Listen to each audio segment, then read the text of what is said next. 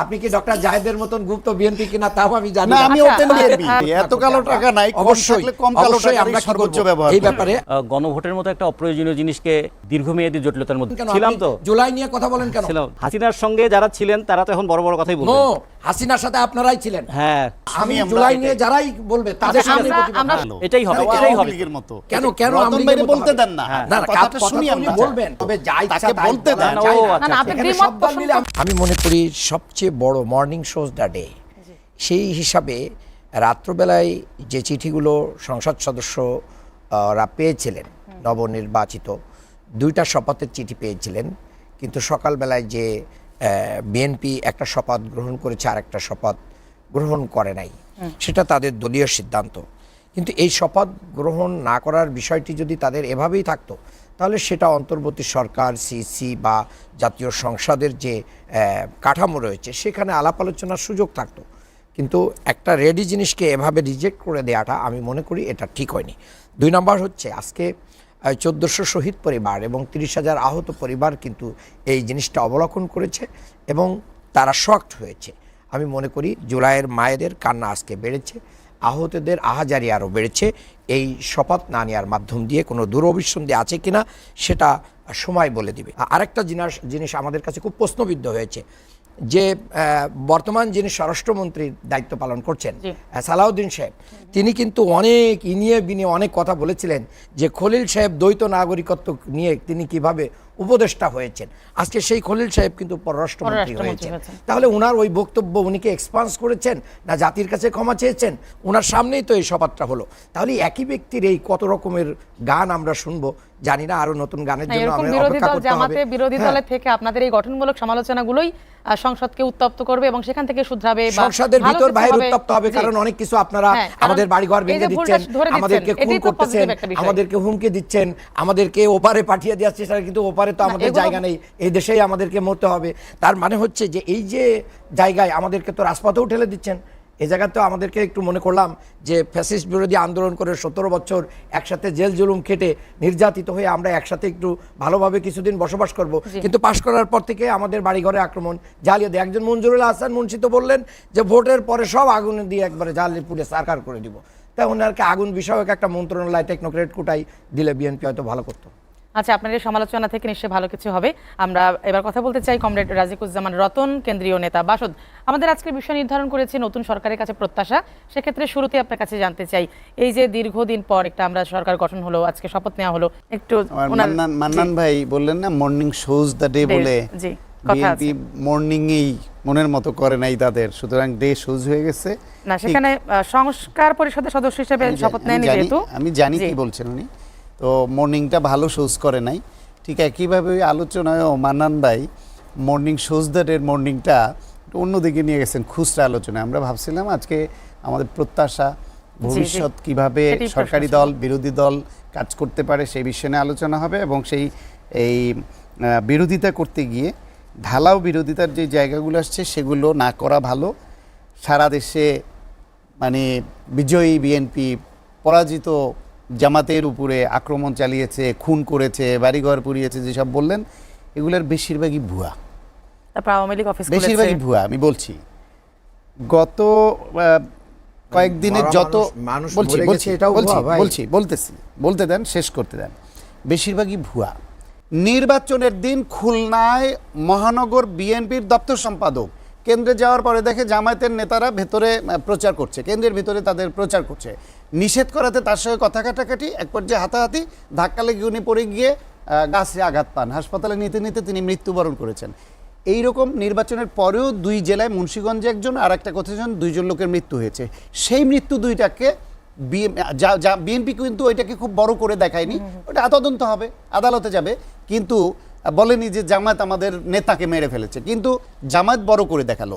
দ্বিতীয় যেটা, একটা ধর্ষণের ঘটনাকে মিথ্যা অপবাদ দিয়ে যে ভোট দেওয়ার কারণে বিএনপি ধর্ষণ করেছে, সেটা দিয়ে সেই সুবর্ণচরের নোয়াখালীতে আওয়ামী লীগের সময় ধানের শীষে ভোট দেওয়ার জন্য যে ধর্ষণের শিকার হয়েছিল নারীকে, ওইটার সঙ্গে সিনক্রোনাইজ করে অপপ্রচার শুরু করলো। জামায়াত যে তাদের অফিসিয়াল পেজে গত পরশুদিন তাদের অফিসিয়াল পেজে তারা বলেছে, ফেসবুক পেজে 16টা জেলায় নাকি জামায়াতের বাড়ি ঘরে হামলা হয়েছে, আক্রমণ হয়েছে, কুপিয়েছে, এইসব কাহিনী দিয়েছে। প্রথম আলো এর আগের দিনও যা যা অভিযোগ করেছিল, প্রথম আলো সেটা নিয়ে অনুসন্ধানী রিপোর্ট করেছে। তার মধ্যে অনেক জায়গায় এটা ফেক, 18 সালের আওয়ামী লীগ মেরেছে সেটাকে চালিয়ে দিচ্ছে। এই 16টার মধ্যে প্রথম আলো গিয়ে সেখানে জিজ্ঞেস করেছে সব জায়গায়, স্থানীয় প্রতিনিধি, তারপরে ওসিকে জিজ্ঞেস করেছে, এসপিকে জিজ্ঞেস করেছে, ফাইনালি ওই এলাকার জামায়াতের দায়িত্বশীল নেতাকে জিজ্ঞেস করেছে। খুলনা এরকম যে সহিংসতার কথা তারা বলেছে ফেসবুক পেজে, সেইখানে খুলনার 14টি আসন নির্বাচন পরিচালনার দায়িত্বে ছিলেন ওনাদের নেতা শফিকুল আলম, যিনি সুরার সদস্য। জি। তাকে জিজ্ঞেস করেছে এই ঘটনায়, তিনি বলছেন এই এলাকায় এমন কোনো ঘটনা ঘটেছে, সংঘর্ষ ঘটেছে বলে আমার জানা নাই এখন পর্যন্ত। গোপালগঞ্জে এরকম একটা সহিংসতার খবর, এই 16টার মধ্যে আরেক জেলা গোপালগঞ্জ এক আসনের জামায়াতের প্রার্থী যিনি ছিলেন মোহাম্মদ আব্দুল হামিদ, ওনাকে জিজ্ঞেস করেছিলেন, বলছেন না আমার এলাকায় এখন পর্যন্ত নির্বাচনের পরে নির্বাচনী সহিংসতা হয় নাই। কেন্দ্রীয়ভাবে সিদ্ধান্ত এটা কেন করলো, শেষ করি সংক্ষেপে, করলো এই জন্য যে এই যে জিনিসগুলো তারা তাদের মেইন ওয়েব পেজে, অফিসিয়াল পেজে রেখে দিল, এটা অভিযোগনামা আকারে, লোকালি ঘটে নাই, লোকাল নেতারা না করছে, পত্রিকায় রিপোর্ট হচ্ছে, কিন্তু এইগুলাই হিউম্যান রাইটস ভায়োলেশন, ইলেকশন পরবর্তী সহিংসতা হিসেবে তারা বিশ্ববাসীর কাছে উপস্থাপনা করবে, একসময় বই করবে, প্রচার চালাবে, কিন্তু এটা যে মিথ্যা, এটা যে বানোয়ার, সেটি স্বীকার করবে না। নির্বাচনের আগে যেরকম সততার নাম বলে, ধর্মের নাম বলে সবচেয়ে বড় দুর্নীতিটা করেছে, টাকা দিয়ে মানুষের কাছ থেকে 5 বছরের জন্য রায় কিনতে চেয়েছে, এরকম দুর্নীতি করেছে, এখনো তারা এরকম মিথ্যার আশ্রয় নিচ্ছে। সুতরাং সহনশীলতা, সহাবস্থান, বিএনপিরও ভুল করলে ধরিয়ে দিতে হবে, নিজেরাও মিথ্যা কমাতে হবে, অসততা কমাতে হবে। ডক্টর আব্দুল মান্নান, আপনার কাছে আসে। শান্ত ভাই অনেক সময় ধরে বলেছেন যে বিষয়গুলো নিয়ে এখানে পাল্টা অভিযোগ আছে, এই বিষয়গুলো নিয়ে আপনি কি বলবেন? একদম মানে বিরোধী দলের ভূমিকা পালন করছেন কিনা এখানে বসে? না, আপনারা শান্ত ভাই তো বিরোধী দলে ঠেলে দিচ্ছেন আর কি, মানে খুব কায়দা করে বলতে পারেন তো। না, ঠিক আছে, এটা আমরা বাস্তবতায় বিরোধী দল। ভাই যে বলেছে যে সহিংসতা হয়নি, যশোরের সহিংসতা হয়নি বলিনি আমি, হয়েছে, নওগাঁয় সহিংসতা হয়েছে, টাঙ্গাইলের সহিংসতা হয়েছে, হয়নি বলিনি আমি, হয় নাই কোথায়? এইভাবে ঢালাও ভাবে দু একটা কোট করে দিয়ে এখানে মানে, আর প্রথম আলো এত বিশ্বাস তো হয়ে গেল আপনাদের, তো প্রথম আলো তো তারেক রহমানের বিরুদ্ধে, ম্যাডামের বিরুদ্ধে, আমি আপনার নেতাকে বিশ্বাস করছি, এগুলোকে জাস্টিফাই করেন যে তাহলে এগুলো আপনার দলের মানন ভাই, আপনার দলের নেতাকে বিশ্বাস করছি তো আমি আমার দলের নেতা যিনি স্টেটমেন্ট দিয়েছেন, তার স্টেটমেন্টটা কতটা গ্রহণযোগ্য বা কতটুকু দিয়েছেন এটা আমার কাছে জানা নেই। আপনি টিআইবির রিপোর্ট দেখেন, টিআইবি কি বলছে? টিআইবি বলছে যে 21.4% মানে জাল ভোট পড়েছে 72টা আসনে। আপনি এটা কি অস্বীকার করবেন? রিপোর্ট আমরা শুনেছি, কিন্তু আপনি যা বলছেন কে দিয়েছে এটা বলেছে, যে হয়েছে তো জামাত দিয়েছে। না জামাত দিয়েছে আপনি বলছেন, আমরা বলছি যে বিএনপি দিয়েছে। আপনি বিএনপি না জামাত আমি জানি না, আপনি কি ডক্টর জাহেদের মতন গুপ্ত বিএনপি কিনা তাও আমি জানি না। আমি ওপেন বিএনপি, ওপেন বিএনপি সব সময়। আমি একটু বলতে চাই, একটু সুযোগ দেন আমাকে, একটা কথা বলতে চাই। পার্ট অফ দ্য ডেমোক্রেসি, এটা পার্ট। আচ্ছা, আপনি যে টিআইবির কথা বললেন, সেটি টিআইবির কোন প্রতিবেদনে এসেছে? হ্যাঁ, টিআইবির প্রতিবেদনে এসেছে, আমি এই যে এখনো বসে দেখছিলাম। মানে টিআইবি এটি প্রতিবাদ জানিয়েছে যে এরকম কোনো তথ্য নাকি টিআইবি থেকে দেওয়া হয়নি, সেটি প্রতিবাদ জানানো হয়েছে। আচ্ছা, আমি আপনার কাছে প্রশ্ন করতে চাই, আপনি কি সমগ্র বাংলাদেশে নির্বাচন সুষ্ঠু হয়নি, ফলাফল গণনা কারচুপি হয়েছে, নাকি আপনার আসনে শুধু বলছেন? দেখেন, শুধু ঢাকা 6 কথা বলছেন? আমি আমার আসন एग्जांपलই বললাম, কিন্তু অধিকাংশ জায়গায় কি করা হয়েছে, যখন জামাতের একটা উত্থান হতে যাচ্ছিল, জামাত ভালো ফলাফল করছে, তখন এই যে আওয়ামী স্টাইলে নির্বাচনের ফলাফল তৈরি করা হয়েছে। গঠনমূলক সমালোচনা, অবশ্যই গঠনমূলক সমালোচনা। এত কালো টাকা নাই, অবশ্যই কম কালো টাকা আমরা সর্বোচ্চ ব্যবহার, এই ব্যাপারে আমরা ব্যবস্থা নিব। আরেকটা জিনিস হচ্ছে, বাংলাদেশে এখন সবচেয়ে বেশি ভোটার আমাদের ভাইয়েরা, বাম দলগুলো এবার সারা বাংলাদেশে মানে তাদের টোটাল ভোটের সংখ্যা 0.17, হ্যাঁ, 147 প্রার্থী মিলে পেয়েছেন। টোটাল কত 1,24,678 ভোট পেয়েছেন। তো বাংলাদেশে এই রাজনীতিগুলো আস্তে আস্তে বিলীনের পথে, আর অনেক জনপ্রিয় দল বিলীন হয়ে গেছে। বিএনপি যদি নিজেদেরকে এই বিশাল মেজরিটি নিয়ে যদি চিন্তা করে আমরা যা ইচ্ছা তাই করব, তাহলে আওয়ামী পরিণতি এবং অন্যান্য পরিণতির জন্য। জি, আপনাকে ধন্যবাদ ডক্টর আব্দুল মান্নান।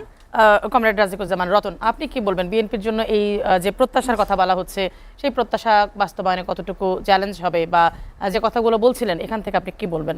বিএনপিকে কয়েকটা জিনিস ফেস করতে হবে। একটা হলো যে গণভোটের মতো একটা অপ্রয়োজনীয় জিনিসকে একটা দীর্ঘমেয়াদী জটিলতার মধ্যে আমি ফেলে দেওয়া আমি হয়েছে। আপনার সাথে মানে আচ্ছা, আমার কথা আমাকে বলতে দেন না ভাই, আমার কথা আমাকে বলতে দেন না। গণভোট অপরিহার্য ছিল। আচ্ছা, ছিল কি আপনি ছিল না যতবার আপনার বলবেন, ব্যাপার আমি তো। ততবার বলবো। আচ্ছা, সেটা আপনি কারণ বলবেন। গণভোট অপরিহার্য। তাহলে আমার কথা বলেন, আপনি বলেন। জুলাইয়ের spirit। বলেন। না আপনি না বলতে আমার কিছু যায় আসে না। এই তো, আমি এই হচ্ছে মানসিকতা, এই হচ্ছে গণতান্ত্রিক গণভোটকে মানসিকতা। যারা মানে না, দারুণ যারা জুলাইকে মানে না, দারুণ তারা গণতান্ত্রিক দেশকে মানসিকতা। অস্বীকার করে। দারুণ তারা গণতান্ত্রিক তারা মানসিকতা হাসিনা দেখতেছি। ফ্যাসিবাদের দোসর, বলুক, তারা বলুক, আওয়ামী বলতে দোসর, দেন। তারা আওয়ামী পুনর্বাসন হাসিনার- কেন্দ্র চালু করুক। হাসিনার সঙ্গে যারা ছিলেন তারা তো এখন বড় বড় কথাই নো, বলবেন। হাসিনার সাথে আপনারাই ছিলেন। হ্যাঁ, ছিলাম তো। তা না হলে আপনি ছিলাম গণভোট তো। নিয়ে কথা বলেন কেন? ছিলাম আপনি তো। জুলাই নিয়ে কথা বলেন কেন? ছিলাম। জুলাই নিয়ে জুলাই যারাই নিয়ে আমাদের বলেনি, সাথে জুলাই নিয়ে বলেন। গণভোট নিয়ে সেখানে কথা বলেছেন। প্রতিবাদ হইবে। নো, রতন জুলাই ভাই নিয়ে বলার কথা, তাকে না একটু আমি শুনি আমরা জুলাই এটাই। নিয়ে যারাই বলবে তাদের আচ্ছা, সামনে আমরা সময়টা আপনাদের দিয়েছি, এবারে রতন ভাইয়ের সময় একটু কথা এই- বলবো। এইরকমই হবে, আচরণ তো এইরকমই পুরো হবে। সরকারি না, দলের আচরণ হয়ে গেল। এটাই হবে, আওয়ামী এটাই হবে। লীগের মতো। কেন রতন আওয়ামী ভাইরে লীগের বলতে মতো দেন না। হবে? না, কথাটা কথা শুনি তো উনি আমরা। বলবেন, কিন্তু এটাই। আপনার কথা আমার কথা অপ্রয়োজনীয় শব্দটা কিন্তু আপনি উনি বলবেন। দ্বিমত পোষণ করতে মান্নান পারেন, ভাই, কিন্তু যেখানে- বারবার শোনেন, তাকে যেখানে কথা বলার। বিএনপি জামাত মান্নান- সবাই মিলে ঐক্যমত হয়েছে, সেটা এখানে আমি একটু অপ্রয়োজনীয় অনুরোধ কেন? করি,